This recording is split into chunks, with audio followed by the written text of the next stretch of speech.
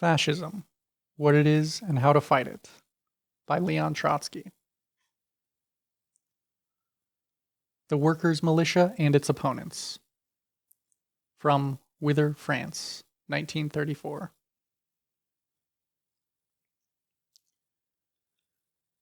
To struggle, it is necessary to conserve and strengthen the instrument and the means of struggle.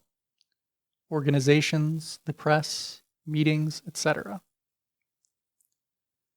Fascism, in France, threatens all of that directly and immediately. It is still too weak for the direct struggle for power, but it is strong enough to attempt to beat down the working class organizations bit by bit, to temper its bans and its attacks, and to spread dismay and lack of confidence in their forces in the ranks of the workers. Fascism finds unconscious helpers in all those who say that the physical struggle is impermissible or hopeless, and demand to Domergue the disarmament of his fascist guard. Nothing is so dangerous for the proletariat, especially in the present situation, as the sugared poison of false hopes. Nothing increases the insolence of the fascists so much as flabby pacifism on the part of the workers' organizations. Nothing so destroys the confidence of the middle classes in the working class as temporizing, passivity, and the absence of the will to struggle. Le Populaire, the Socialist Party paper, and especially L'Humanité, the Communist Party newspaper, write every day, "The United Front is a barrier against fascism. The United Front will not permit. The fascists will not dare," etc. These are phrases. It is necessary to say squarely to the workers, socialists, and communists, do not allow yourselves to be lulled by the phrases of superficial and irresponsible journalists and orators. It is a question of our heads and the future of socialism. It is not that we deny the importance of the United Front. We demanded it when the leaders of both parties were against it. The United Front opens up numerous possibilities, but nothing more. In itself, the United Front decides nothing. Only the struggle of the masses decides. The United Front will reveal its value when communist detachments will come to the help of the socialist detachments, and vice versa, in the case of an attack by the fascist bands against Le Populaire or L'Humanité. But for that, proletarian combat detachments must exist and be educated, trained, and armed. And if there is not an organization of defense, i.e. a workers' militia, Le Populaire or L'Humanité will be able to write as many articles as they like on the omnipotence of the United Front, but the two papers will find themselves defenseless before the first well-prepared attack of the fascists. We propose to make a critical study of the arguments and the theories of the opponents of the workers' militia, who are very numerous and influential in the two working class parties. We need mass self-defense and not the militia, we are often told. But what is this mass self-defense without combat organizations, without specialized cadres, without arms? To give over the defense against fascism to unorganized and unprepared masses left to themselves would be to play a role incomparably lower than the role of Pontius Pilate. To deny the role of the militia is to deny the role of the vanguard. Then why a party? Without the support of the masses, the militia is nothing. But without organized combat detachments, the most heroic masses will be smashed bit by the fascist gangs. It is nonsense to counterpose the militia to self-defense. The militia is an organ of self-defense. To call for the organization of a militia, say some opponents, who, to be sure, are the least serious and honest, is to engage in provocation. This is not an argument, but an insult. If the necessity for the defense of the workers' organizations flows from this whole situation, how then can one not call for the creation of the militia? Perhaps they mean to say that the creation of a militia provokes fascist attacks and government repression. In that case, this is an absolutely reactionary argument. Liberalism has always said to the workers that by their class struggle they provoke the reaction. The reformists repeated this accusation against the Marxists, the Mensheviks against the Bolsheviks. These accusations reduce themselves, in the final analysis, to the profound thought that if the oppressed do not balk, the oppressors will not be obliged to beat them. This is the philosophy of Tolstoy and Gandhi, but never that of Marx and Lenin. If l'humanité wants hereafter to develop the doctrine of, quote, non-resistance to evil by violence, it should take for its symbol not the hammer and the sickle, the emblems of the October Revolution, but the pious goat which provides Gandhi with his milk. Quote, but the arming of the workers is only opportune in a revolutionary situation which does not yet exist. This profound argument means that the workers must permit themselves to be slaughtered until the situation becomes revolutionary. Those who yesterday preached the third period do not want to see what is going on before their eyes. The question of arms itself has come forward only because the peaceful, normal, democratic situation has given way to a stormy, critical, and unstable situation which can reform itself into a revolutionary, as well as a counter-revolutionary situation. Note: the third period, according to the Stalinist schema, this was the final period of capitalism, the period of its immediately impending demise and replacement by Soviets. This period is notable for the communists' ultra-left and adventurous tactics, notably the concept of social fascism. End quote.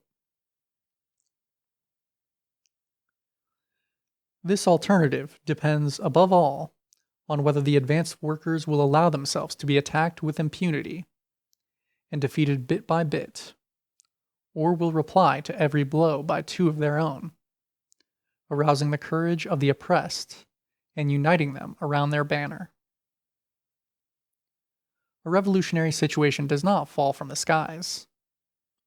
It takes form with the active participation of the revolutionary class and its party.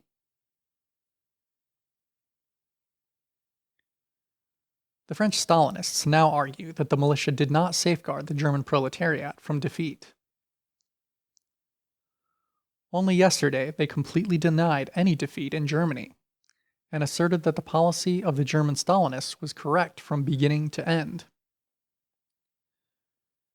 Today, they see the entire evil in the German workers' militia, Rote Front, i.e., Red Front fighters, the communist-dominated militia banned by the Social Democratic government after the Berlin May Day riots of 1929. Thus, from one error, they fall into a diametrically opposite one, no less monstrous. The militia in itself does not settle the question. A correct policy is necessary. Meanwhile, the policy of Stalinism in Germany, social fascism is the chief enemy. The split in the trade unions, the flirtation with nationalism, putschism, fatally led to the isolation of the proletarian vanguard and to its shipwreck. With an utterly worthless strategy, no militia could have saved the situation.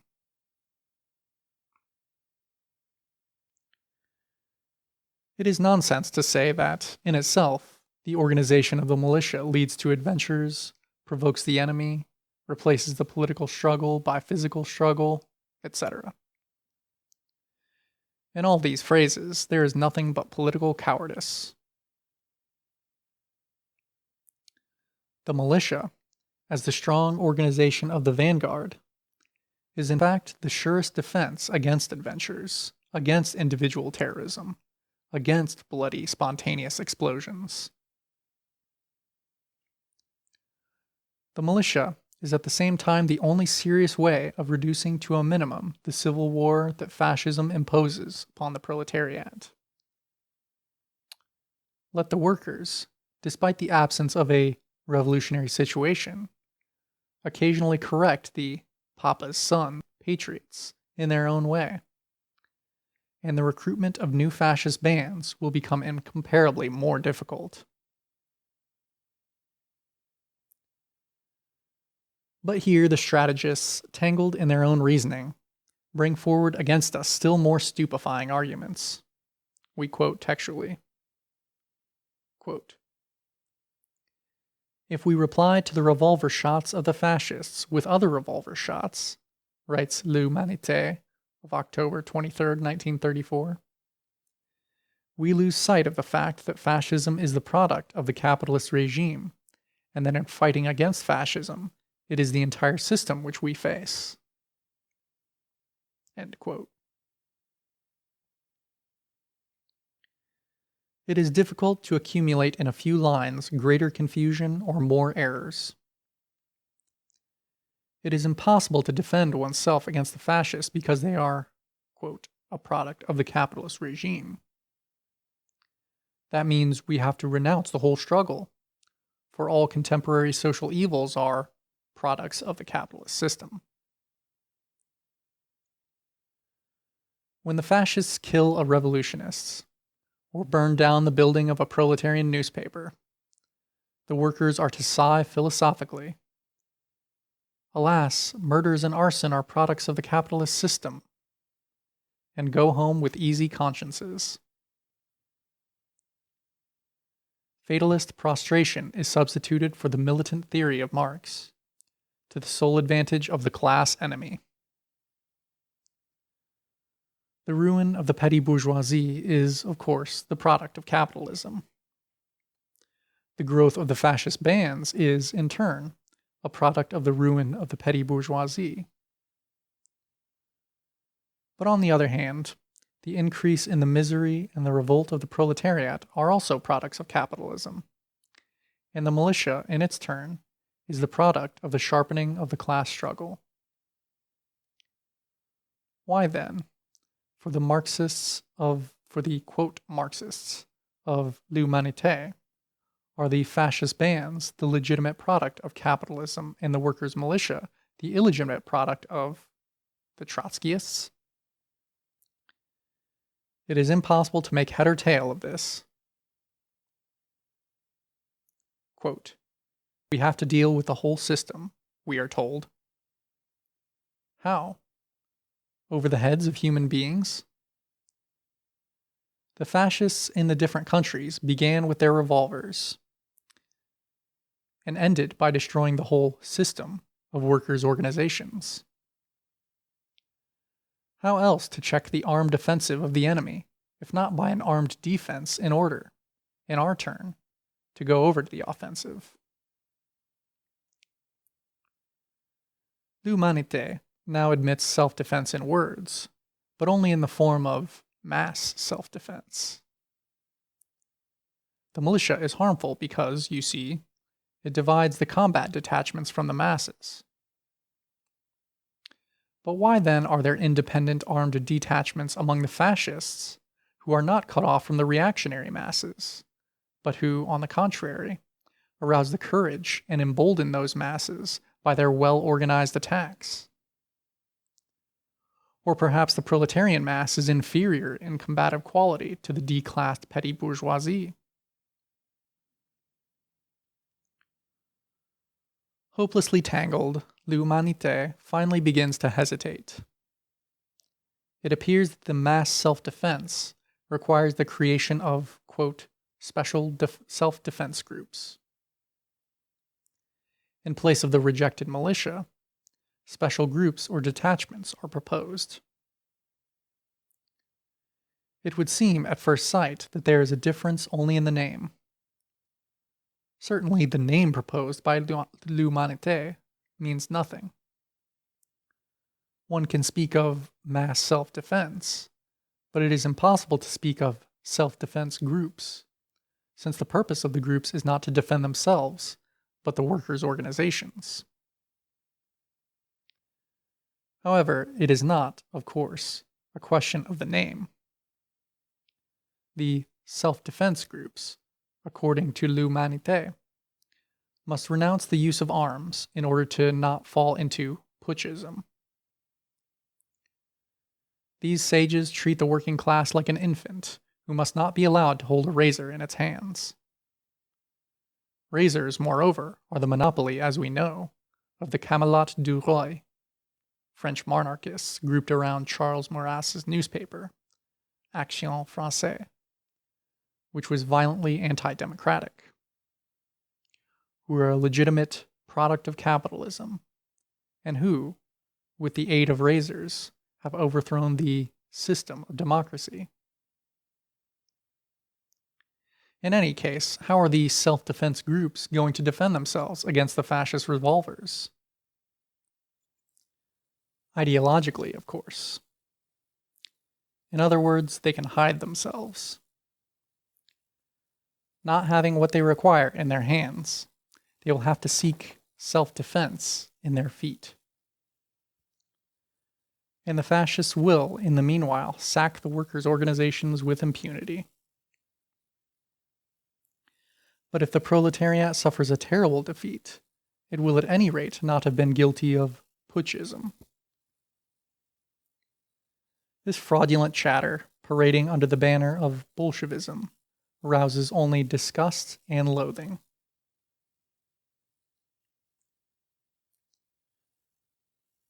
During the third period of happy memory, when the strategists of l'humanité were afflicted with barricade delirium, conquered the streets every day and stamped as social fascists everyone who did not share their extravagances, we predicted, the moment these gentlemen burn the tips of their fingers, they will become the worst opportunists. That prediction has now been completely confirmed. At a time when within the Socialist Party the movement in favor of the militia is growing and strengthening, the leaders of the so-called Communist Party run for the hose to cool down the desire of the advanced workers to organize themselves into fighting columns. Could one imagine a more demoralizing or more damning work than this? In the ranks of the Socialist Party, sometimes this objection is heard. A militia must be formed, but there is no need of shouting about it. One can only congratulate comrades who wish to protect the practical side of the business from inquisitive eyes and ears. But it would be much too naive to think that a militia could be created unseen and secretly within four walls. We need tens, and later hundreds of thousands of fighters. They will come only if millions of men and women workers, and behind them the peasants, understand the necessity for the militia and create around the volunteers an atmosphere of ardent sympathy and active support. Conspiratorial care can and must develop only the technical aspect of the matter. The political campaign must be openly developed in meetings, factories, in the streets, and on the public squares.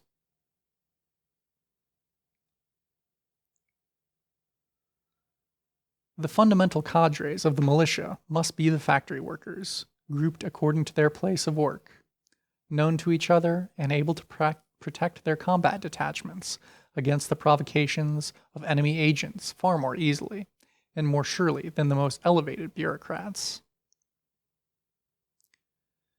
Conspirative general staffs, without an open mobilization of the masses, will at the moment of danger remain impotently suspended in midair. Every working class organization has to plunge into the job. In this question, there can be no line of demarcation between the working class parties and the trade unions. Hand in hand, they must mobilize the masses. The success of the people's militia will then be fully assured.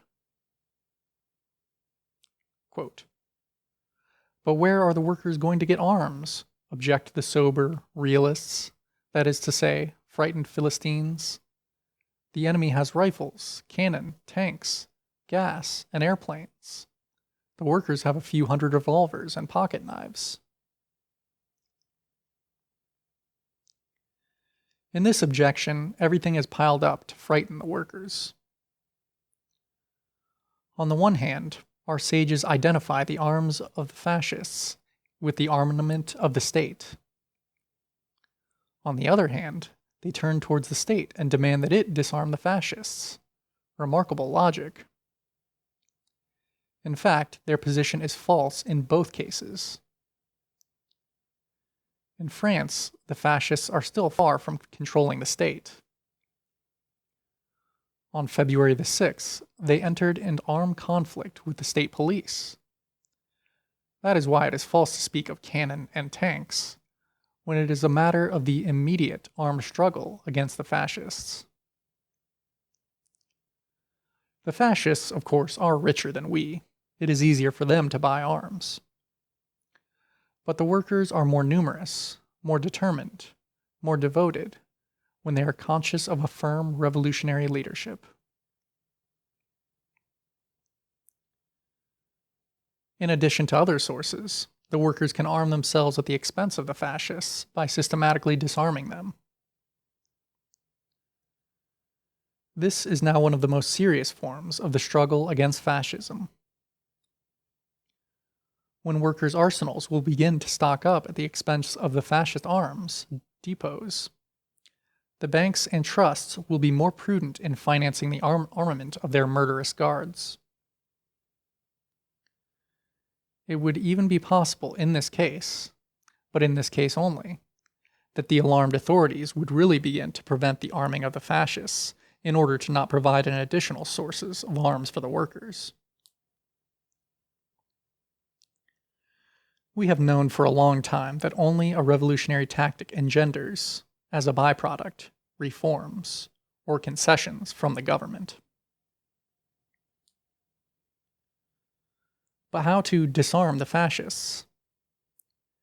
Naturally, it is impossible to do so with newspaper articles alone. Fighting squads must be created. An intelligence service must be established. Thousands of informers and friendly helpers will volunteer from all sides when they realize that the business has been seriously undertaken by us. It requires a will to proletarian action. The arms of the fascists are, of course, not the only source. In France, there are more than 1 million organized workers. Generally speaking, this number is small, but it is entirely sufficient to make a beginning in the organization of a workers' militia. If the parties and unions armed only a tenth of their members, that would already be a force of 100,000 men. There is no doubt whatever that the number of volunteers who would come forward on the morrow of a united front, appeal for a workers' militia, would far exceed that number. The contributions of the parties and unions, collections and voluntary subscriptions, would within a month or two make it possible to assure the arming of 100,000 to 200,000 working class fighters. The fascist rabble would immediately sink its tail between its legs. the whole perspective of development would become incomparably more favorable.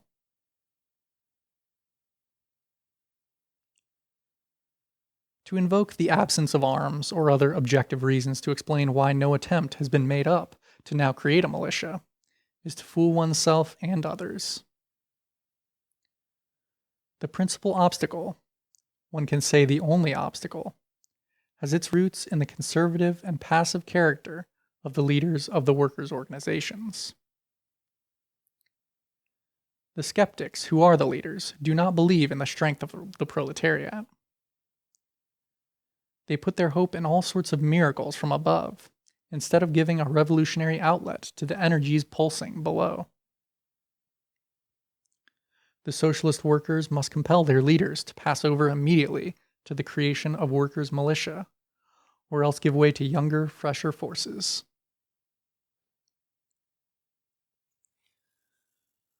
A strike is inconceivable without propaganda and agitation. It is also inconceivable without pickets, who, when they can, use persuasion, but when obliged, use force. The strike is the most elementary form of the class struggle, which always combines, in varying proportions, ideological methods with physical methods. The struggle against fascism is basically a political struggle which needs a militia, just as a strike needs pickets. Basically, the picket is the embryo of the workers' militia. He who thinks of renouncing physical struggle must renounce all struggle, for the spirit does not live without flesh.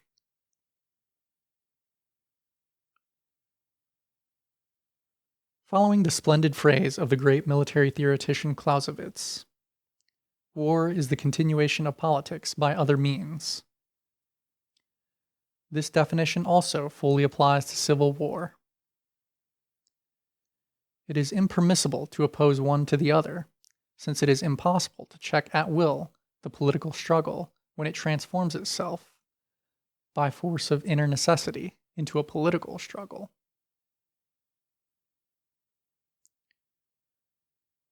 The duty of a revolutionary party is to foresee in time the inescapability of the transformation of politics into open armed conflict, and with all its forces to prepare for that moment, just as the ruling classes are preparing. The militia detachments for defense against fascism are the first step on the road to arming of the proletariat, not the last. Our slogan is, "Arm the proletariat and the revolutionary peasants."